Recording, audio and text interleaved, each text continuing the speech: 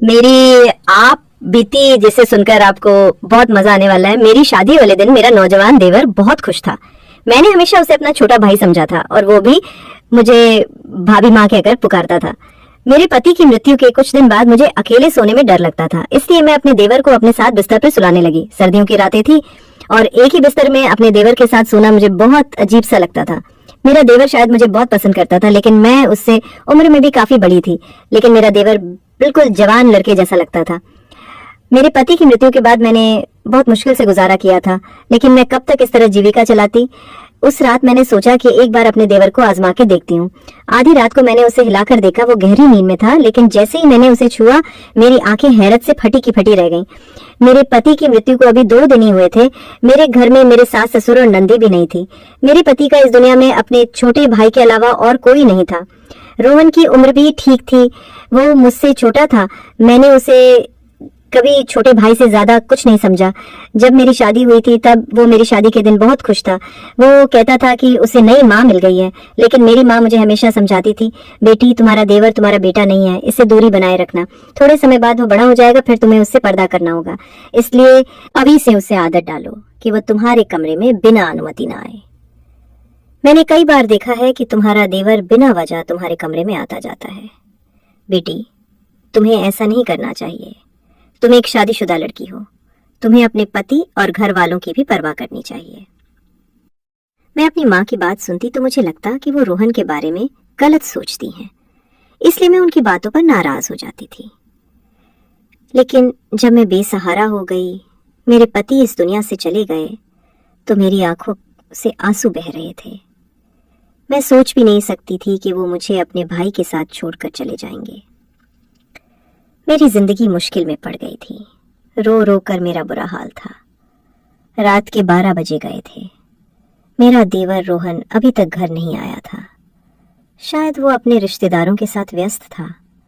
मेरा दिल इस बात से संतुष्ट था कि अगर वो घर नहीं आता तो ये अच्छी बात है, क्योंकि अगर वो घर आ जाता तो मुझे असहज महसूस होता। मुझे बार बार अपनी माँ की बातें याद आ रही थी। तभी इस बड़े घर के दरवाजे पर दस्तक हुई। मेरा दिल उछल कर गले में आ गया। मैंने सोचा पता नहीं कौन होगा, लेकिन बाहर से रोहन की आवाज आई, भाभी दरवाजा खोलो, मैं हूं। मैंने डरते डरते दरवाजा खोला। आज ये घर मुझे जंगल जैसा लग रहा था। रोहन मुझे एक छोटा सा भेड़िया लग रहा था। पता नहीं क्यों मैं उसके बारे में इतना बुरा सोचने लगी थी। भाभी आपने खाना खाया? उसने मासूमियत से पूछा। उसकी नजरें झुकी हुई थी और उसके हाथ में एक थैली थी। थैली में चावल थे जो होटल से लाए हुए लग रहे थे। उसने एक प्लेट में चावल डाले और मेरे सामने रख दिए। भाभी मुझे खाना बनाना नहीं आता, मैं आपके लिए बाहर से खाना लाया हूँ, आप खा लीजिए वरना आप भूखी मर जाएंगे। मैं अपने भाई के बाद अपनी माँ को नहीं खोना चाहता। रोहन की आंखों में भी आंसू थे। वो मुझे माँ कह रहा था, लेकिन मेरी थी भाभी। आपको चिंता करने की जरूरत नहीं है, मैं आपका सहारा बनूंगा, आप इस घर से कभी मत। माँ की बातें मेरे दिमाग से नहीं निकल रही। जाना, वो बहुत भावुक बातें कर रहा था, लेकिन मेरे मन में कई आशंकाएं घूम रही थी। फिर उसने एक अजीब बात कही, भाभी आप इस कमरे में सो जाइए, दूसरा कमरा तो छत के पास है। मुझे लगता है कि आपको छत वाले कमरे में नहीं रहना चाहिए। अब तो सबको पता है कि हमारे घर में भाई की मृत्यु हो गई है, कोई भी बुरी नीयत से हमारे घर आ सकता है। मैं हैरान थी कि रोहन इतनी छोटी उम्र में ऐसी बातें क्यों कर रहा है। क्या किसी ने उसे कुछ कहा था? लेकिन उसकी बातें मुझे ठीक लगी। मैं उसके कमरे में चली गई। रोहन का कमरा दूसरी तरफ था, जबकि मैं और मेरे पति छत के पास वाले कमरे में रहते थे। मुझे बहुत अजीब लग रहा था। आज पहली बार मैं अपने कमरे के अलावा किसी और के कमरे में आई थी, लेकिन जो कुछ मैंने रोहन के कमरे में देखा उसने मेरी आंखें फटी की फटी रहने पर मजबूर कर दी। कमरे का दरवाजा बंद करते ही मेरी नजर एक ऐसी चीज पर पड़ी जिसने मेरे होश उड़ा दिए। वैसे तो वो जवान लगता था, लेकिन मेरी माँ की बात सही थी। रोहन जो कुछ कह रहा था वो एक बड़ा और समझदार आदमी ही कह सकता था। उसके कमरे में मेरा जेवर देखकर मेरा दिल खटक उठा था। ये सब रोहन के हाथ कैसे लग गया? ये बहुत मैंने उसे तालों में छुपा कर रखा था। लेकिन अजीब बात थी, मैंने सोचा कि सुबह होते ही मैं उससे इस बारे में सवाल करूंगी, लेकिन उस वक्त मुझे बहुत नींद आ रही थी। मैंने और सोने की तैयारी करने लगी। पता नहीं क्यों मुझे बहुत नींद आ रही थी। हालांकि पिछले 2 दिनों से मुझे नींद नहीं आई थी। दरवाजे को अंदर से अच्छी तरह बंद कर लिया, लेकिन आज मुझे लग रहा था कि जैसे रोहन के लाए चावल खाने से मेरी आंखों पर नींद छा रही थी। मैंने सोचा कहीं चावल में कुछ तो नहीं मिला, लेकिन मुझे सोचने का मौका ही नहीं मिला। जब मेरी आंख खुली तो सुबह के 10 बजे थे। मैं हैरान थी कि मुझे आज इतनी नींद कैसे आ गई। पिछले 2 दिनों से मुझे बिल्कुल नींद नहीं आई थी, लेकिन आज चावल खाने के बाद मेरी आंखें ऐसी बंद हुई जैसे किसी को शराब पिला दी हो। मैं हैरान थी, ऐसा तो नहीं होना चाहिए था। मेरे मन में बार बार यही ख्याल आ रहा था कि कहीं रोहन के लाए चावल में कुछ मिलाकर तो नहीं दिया गया। लेकिन रोहन ऐसा क्यों करेगा? मैं आंखें मलते हुए बाहर आई तो देखा कि रोहन किचन में चाय बना रहा था। उसे देखकर मुझे बहुत बुरा लग रहा था। भाभी, आप सो गई थी, आपको अच्छी नींद आई ना? उसने मेरी तरफ देखकर कहा। मैंने फीके लहजे में कहा, हाँ, आज मुझे बहुत नींद आई। क्यों नहीं आएगी भाभी? मैंने आपके चावल में नींद की गोली मिलाई थी। मैंने अपने दोस्त को बताया था कि मेरी भाभी को नींद नहीं आती। उसने कहा कि खाने में नींद की गोली मिला दो, इससे वो आराम से सो जाएंगी। मैं हैरान हो गई कि रोहन इतनी नीच हरकत कैसे कर सकता है। रोहन, तुम ऐसा कैसे सोच सकते हो? तुम अपनी भाभी को बेहोश करना चाहते थे। नहीं भाभी, मैं तो चाहता था कि आपको अच्छी नींद आए। अब आप तरोताज़ा लग रही हैं। लीजिए, चाय पीजिए। उसने चाय मेरे सामने रख दी। मैं शक में पड़ गई। तुमने इसमें भी कुछ मिलाया तो नहीं? नहीं भाभी, मैंने तो आपके सुकून के लिए गोली मिलाई थी। आप कहें तो मैं ये चाय आपके सामने पी लेता हूँ। चलिए हम आधी आधी पी लेते हैं। उसने गिलास से चाय के घूंट लिए और मुझे दिखाया। मैं उस पर यकीन कर बैठी। मैंने कहा, ठीक है, मुझे माफ कर दो, मैं तुम्हारे बारे में शक करती हूँ। रोहन का चेहरा देखकर मुझे उसकी मासूमियत पर यकीन हो जाता था। उसके चेहरे पर वाकई बहुत मासूमियत थी। मैंने उस दिन उससे कुछ नहीं कहा। मैं जानना चाहती थी कि वो आगे क्या कहेगा, क्योंकि जो कुछ मैंने उसके कमरे में देखा था उसकी कोई माफी नहीं थी। थोड़ी देर बाद उसने खुद ही बात शुरू की। भाभी, मैं आपके जेवर बेचना चाहती। एक बहुत ईमानदार अंकल है, वो जेवर बेचकर हमें बहुत पैसे देंगे। हम उन पैसों से एक मकान खरीद लेंगे। इस किराए के मकान में हम कब तक रहेंगे? मकान मालिक परसों किराया लेने आ जाएगा। हमारे पास तो पैसे भी नहीं है। रोहन की बात सुनकर मैं हैरान रह गई। मैंने अभी तक ऐसा सोचा भी नहीं था। वो ऐसा कैसे सोच सकता था? मैंने कहा, रोहन, तुम्हें ये ख्याल कैसे आया कि हम नया घर खरीदें? भाभी, मुझे आगे शादी भी करनी है। हमें सारी जिंदगी एक साथ रहना है। हमारे पास अपना घर होना चाहिए। किराए के घर में इंसान सिर्फ जलील होता है। रोहन की बात ठीक थी, इसलिए मैंने जेवर के बारे में कुछ नहीं कहा। लेकिन मुझे डर था कि अगर जेवर बेचकर पैसे, और मेरा देवर नौजवान था, ऐसे में कोई भी हमें आसानी से धोखा दे सकता था। मैंने सोचा कि इस बारे में अपने मायके वालों से सलाह लूं।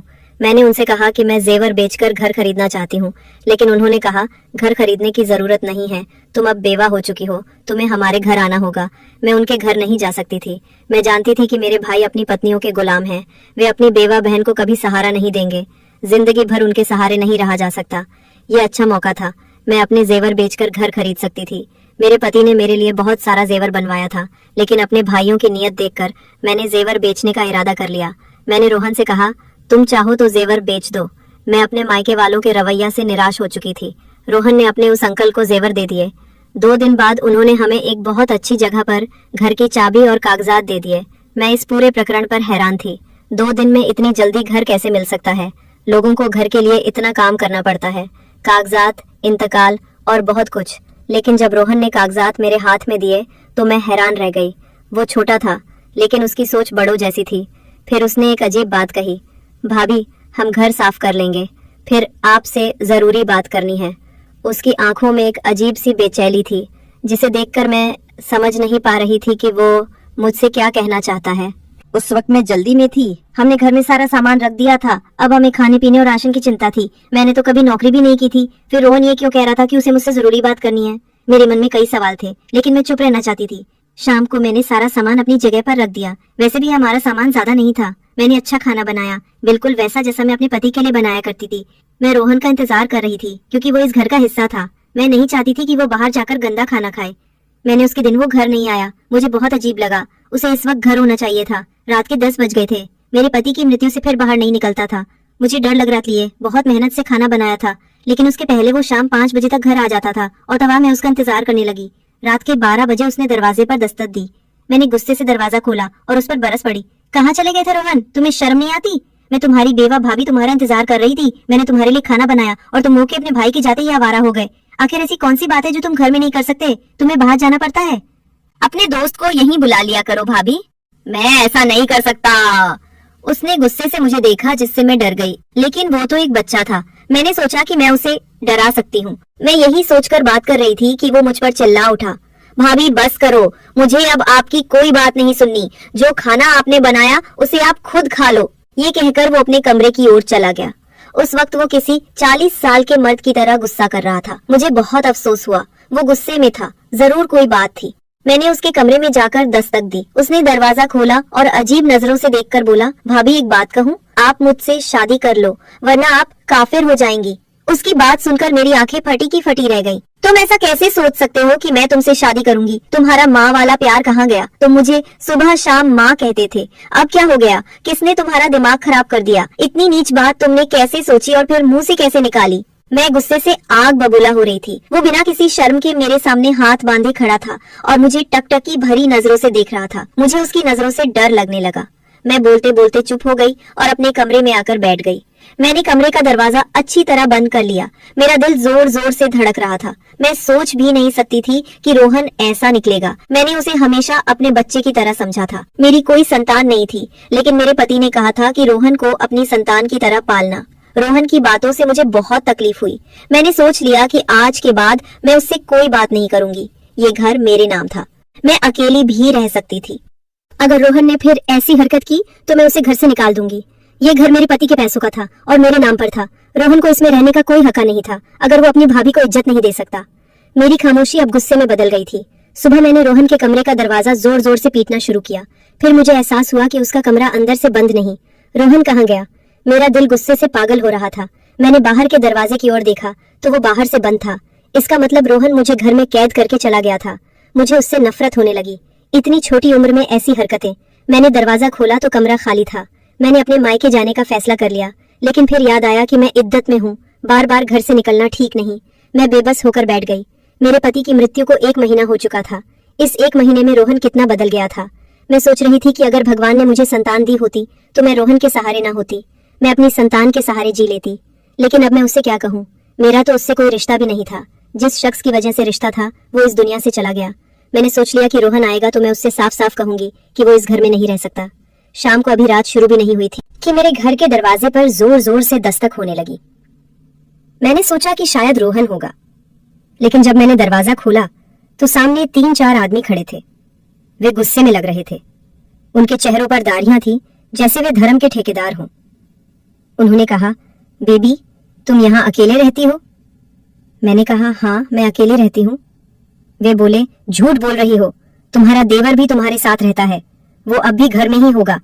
ये लोग इस मोहल्ले को गंदा कर रहे हैं, इन्हें यहाँ से बेघर कर देना चाहिए। मैंने कहा, भाई साहब हमने क्या किया?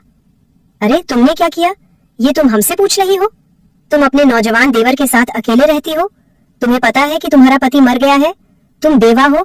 अपने माँ बाप के घर जाओ, यहाँ शराफत से रहो। हमारे यहाँ भी बहनें बेटियां रहती हैं, ऐसे लोगों को हम बर्दाश्त नहीं करेंगे।